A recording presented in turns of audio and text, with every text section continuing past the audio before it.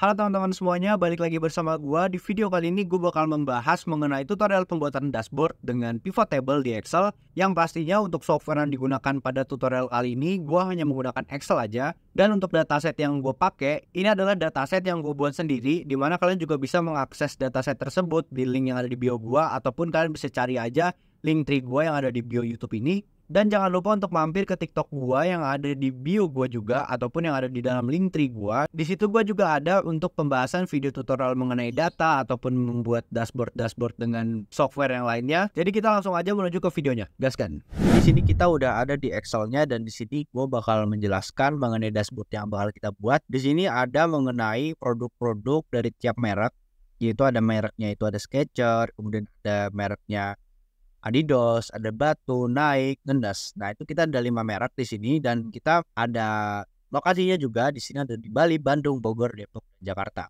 Ini adalah gambaran awal mengenai dashboardnya, kurang lebih bakal seperti ini.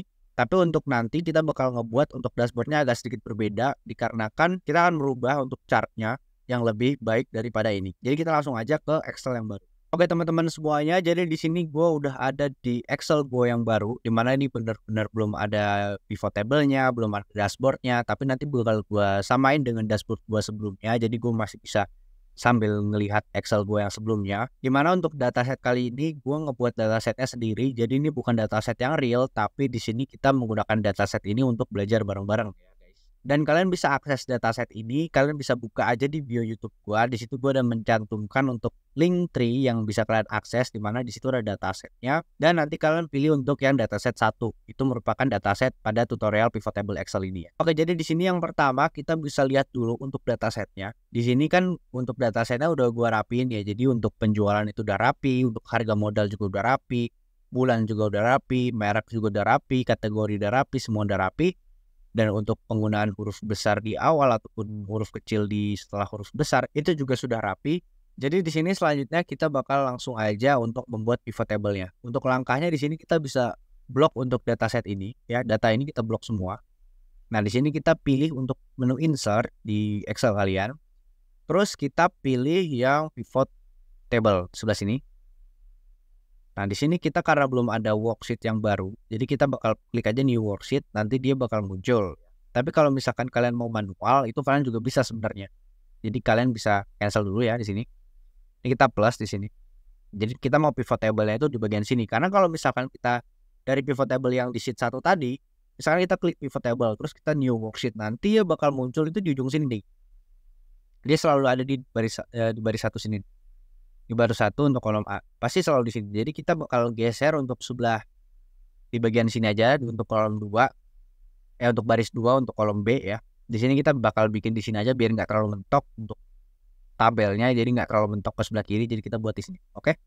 Di sini kalian bisa new worksheet dulu ya, plus yang di bawah sini. Terus kalian pergi ke sheet 1, dan di sini kalian baru klik pivot table ya. Setelah di blok kalian klik pivot table dan kalian pilih yang existing worksheet. Ini adalah sheet yang udah ada.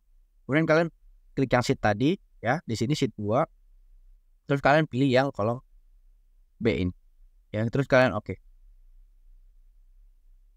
Nah, di sini kita bisa untuk mengganti namanya, misalkan di sini ada pivot table 7 atau apa, nanti kalian bisa ganti. Gampang aja, jadi kita nggak perlu gantiin nama itunya dulu. Jadi sekarang kita langsung aja untuk ke pivot table fields-nya. Di sini kita bakal membuat ya untuk perbandingan kita untuk melihat ya grafik tiap bulannya dari setiap merek. Misalkan ya, ini kan tadi ada banyak merek ya, ada merek Adidas, Batu, dan lain sebagainya tadi ya. Nah, sekarang gue bakal ngebandingin dari tiap merek itu, dia per bulan itu grafiknya gimana, apakah naiknya signifikan, apakah turunnya signifikan. Itu kita bisa lihat dari chart yang bakal nanti kita hasilkan gitu ya. Jadi di sini untuk merek, kita bisa taruh merek itu di bagian kolom. Kemudian ada bulan itu kita tulis di bagian rows ya, kita masukin aja di bagian rows. Dan ini kan ada banyak ya, di sini ada 3 ya. Kita bisa hapus saja untuk yang ini. Kemudian yang ini juga kita hapus aja. Nanti dia jadinya seperti ini. Jadi ada Januari di tahun 2022, Februari di tahun 2022, sampai Desember di tahun 2022 gitu ya. Terus kita kan di sini belum ada values-nya. Nah, sekarang kita bakal masukin untuk values-nya. Di sini berarti kita bakal masukin untuk values penjualan ya. Nah, jadi di sini kita bisa ngeliat nih grafik penjualan dari tiap bulan, atau misalkan kita mau ngebandingin untuk jangka panjang yang jangka waktu yang panjang, misalkan dari Januari sampai bulan Desember gitu ya. Kita mau lihat untuk grafiknya itu gimana dari produk Adidas, dari produk Batu, Nike, Ngenes, Skechers. Jadi itu seperti apa. Dan di sini kan juga tiap bulan itu emang ada yang kosong ya. Jadi nanti untuk grafiknya itu ya pasti kalau yang kosong ya nanti dia terputus gitu misalkan ya. Karena kalau yang kosong ini berarti di bulan April untuk Adidas itu nggak ada penjualan sama sekali kayak gitu ya. Nah di sini kita bisa langsung aja munculin untuk chartnya. Di sini kita bisa masukin pivot chart. Terus kita keluarin yang bagian line. Di sini kita bisa pilih aja untuk line yang mana. Misalkan kita mau pakainya yang ini nih. Ini adalah staggered line marker. Jadi dia ada markernya. Yang membedakan itu hanya ada markernya dan tidak ada marker. Kalau nggak ada marker seperti ini. Jadi kalau misalkan kita pakainya yang seperti ini, itu dia nggak ada markernya, tapi kita harus nyantumin untuk legendnya, gitu. Nanti dia munculnya seperti ini. Di sini kita ada 5 merek, di mana ada merek Skechers, ada Ngenes, Nike, Batu, Adidas gitu ya. Kita akan taruh di bagian sini aja. Kita lebarin dulu ke sini. Nah, jadi di sini itu kan tadi kita ada bulan ya. Bulan itu kan ada di row labelsnya. Nah, row labels itu bakal ada di sub X ini di bawah sini ya. Kemudian untuk values-nya, values itu nanti dia bakal ada di bagian sini di Y-nya ya. Dia ada dari 50 juta sampai ke ini berapa ya? Kita lihat dulu. 5 1 2 3 4 5 6 7 50 juta sampai ke 500 juta ya. Nah, ini kalau misalkan kita nggak mau lihat grand total di sini ya, ini ada grand total di bawah dan grand total di samping. Itu kita bisa klik aja di sini, ya, dimanapun lah, pokoknya di bagian area ini. Kemudian kalian ke desainnya, dan di desain ini ada nih grand totals ya. Nah, grand totals ini kita bisa offin untuk row and columns-nya.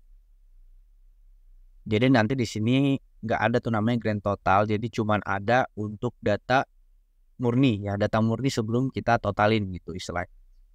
Oke, jadi ini adalah chart yang pertama. Di sini udah jadi untuk melihat trend line atau misalkan melihat garis line yang kita bisa lihat di sini untuk jangka waktunya dari bulan Januari sampai Desember ini per tahun ya. Kita bisa lihat untuk trend line per tahunnya. Nanti kita bisa lihat satu-satu juga dengan yang namanya adalah ini nih. Nanti kita bisa menggunakan dengan insert timeline-nya. Jadi kalau kita insert timeline, kita bisa lihat aja dari bulan misalkan gitu ya. Kita bisa mau lihat bulan apa, tapi kalau buat grafik ini kan kita nggak melihat dari timeline sih, berarti kita pakainya slicer aja. Kalau di slicer kan nanti kita ngeliatnya per satu merek ya misalkan.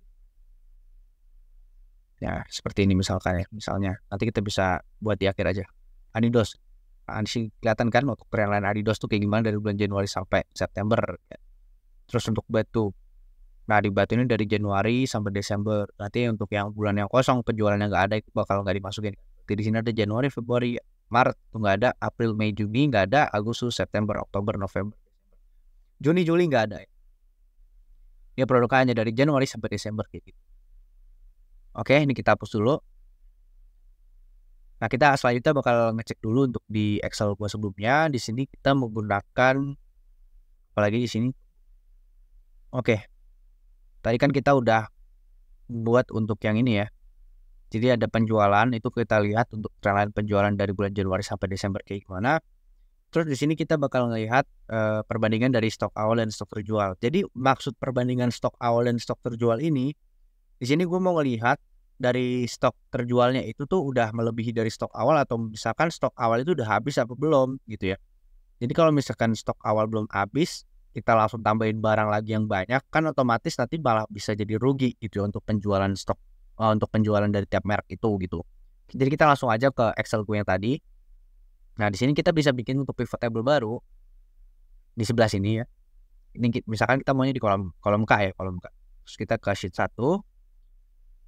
Nah, di sini kita bisa masih di blok lagi. Kemudian kita karena biar cepat aja kita blok aja dulu, kita blok. Kemudian kita ke insert dan di insert kita buka pivot table-nya ya. Seperti ini. Terus kita pilih yang existing worksheet lagi dan kita pilih yang sheet 2-nya. Oke, kita masukin ke kolom yang DJ ya. DJ sini kita masukin untuk tadi mencari apa tadi? Perbandingan dari total terjual dan stok awal dan stok terjual ya. Oke, kita oke. Di sini udah ada ya stok awal dan stok terjual di sini. Nah, kita bakal ngebandingin, jadi kita masukin aja untuk stok awalnya itu nanti ada di values dan stok terjualnya itu ada di values. Dan kita mau lihat stok terjual dan stok awal itu berdasarkan apa? Berdasarkan mereknya. Misalkan ya mereknya di sini ada kolomnya. Merek, kemudian kategorinya apa gitu.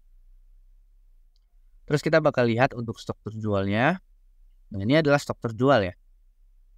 Ini stok terjual. Nah, kalau misalkan kita gabung stok terjual dan stok awal, nanti dia bakal kayak gini ya. Jadi di sini ada baju, jaket, sendal, sepatu. Nah, ini ada produknya batu. Produk batu itu ada sum stok jualnya berapa, sum of stok awalnya berapa. Terus juga ada sum of stok terjual berapa, sum stok awal berapa. Ya, kayak gitu.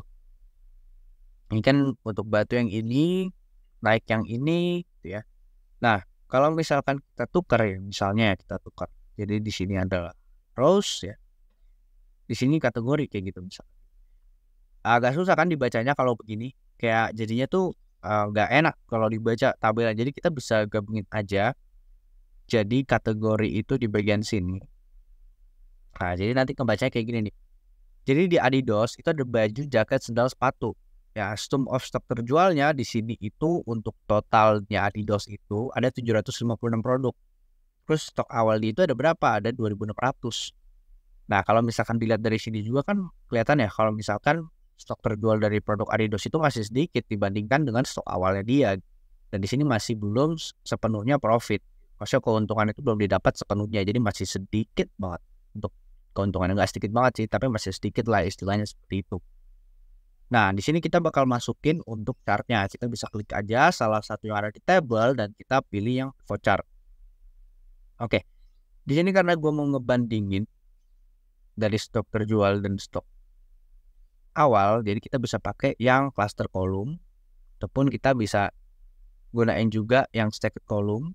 Jadi kalau stacked column itu dia cuma hanya satu bar aja, tapi di satu bar itu terdapat dua macam nilai, yang dimana nilai pertama itu adalah stok awal dan nilai keduanya itu adalah stok terjual. Nah, ini kalau misalkan kita pakai 100% stacked column, jadi kita melihatnya itu nggak naik turun, tapi lebih full ke atas, dan kita patokannya itu ada di nilai sebelah kirinya ya, kalau nggak salah seperti itu. Maka gue di sini bakal gunain untuk yang stacked column aja. Kita oke. Nah, di sini karena ada yang berbeda dari dashboard gue yang sebelumnya, dari sini menggunakan yang berbeda. Oke. Di sini gue pakainya itu tadi ya stacked ya. Apa? Sebentar, gue lupa juga lagi. Kita cek dulu. Ya benar, stacked column. Nah, di sini nanti kita bisa ngebandingin. Jadi untuk stok awal itu ya, stok terjual itu yang biru dan stok awal itu yang oranye. Gimana kalau kita bisa lihat di sini masih sangat jauh banget. Stok awal masih banyak dan stok terjual cuma sedikit. Kalau misalkan untuk keuntungan yang fullnya berarti kan stok terjual ini harusnya full nih ke stok awal kayak gitu ya. Jadi ini masih belum full. Oke, kita lanjut aja dulu. Untuk selanjutnya di sini gue bakal mencari untuk keuntungan yang didapat dari penjualan tiap-tiap merek. Jadi tiap produk itu keuntungannya berapa. Kan di kolom ini belum ada ya untuk keuntungannya gimana. Nah, tadi gue udah ngeliat di sheet gue, di Excel gue yang sebelumnya itu kita mencari dulu keuntungannya. Jadi di sini gue bakal buat di pivot table aja untuk kolomnya. Jadi gue bakal copy dulu, kemudian kita ke insert, dan di insert kita pilih yang pivot table. Dimana di pivot table ini bakal gue bikin di existing worksheet lagi, dimana sheet ini udah ada, dan kita pindahkan ke sheet 2. Jadi kita di sebelah sini aja, di kolom U, dan kita oke. Oke, selanjutnya di sini untuk mencari keuntungan. Jadi keuntungan itu bisa kita dapat dari penjualan. Jadi ada penjualan, kemudian kita juga ada harga modal. Jadi kita akan menghitung penjualannya itu kita kurangi dengan harga modal. Nanti dia akan muncul untuk profitnya berapa, kayak gitu ya. Jadi kita bakal masukin untuk penjualan di bagian sini. Harga modal di bagian sini. Oke. Kemudian kita masukin misalkan ya merek aja ya. Merek aja di bagian columns. Oh, bukan columns, rows. Nah, seperti ini. Jadi ada merek di sebelah sini, kemudian ada penjualan di sebelah sini, dan ada harga modalnya di sebelah sini. Jadi untuk harga modal dari produk Adidas itu ada sekitaran 410 juta, 410 juta 600. Dan sum penjualannya segini. Ini juga segini. Dan ini kita bisa urutkan dari yang tertinggi ke terendah. Ya, misalkan kita mau show value as bukan sorry. Kita bukan show value, kita misalkan mau melihat urut itu berarti short dari largest to smallest, jadi yang tertinggi ke terkecil. Nah, di sini ada yang pertama itu ada Nike, Batu, yang kedua Batu, yang ketiga ada Skechers, yang keempat Adidas, dan yang terakhir ada Ngenes. Dan di sini gue mau mencari untuk keuntungan dari tiap merek ini. Nah, caranya itu seperti ini. Kalian bisa klik aja di sebelah sini. Terus kalian bisa pergi ke Pivot Table Analyze.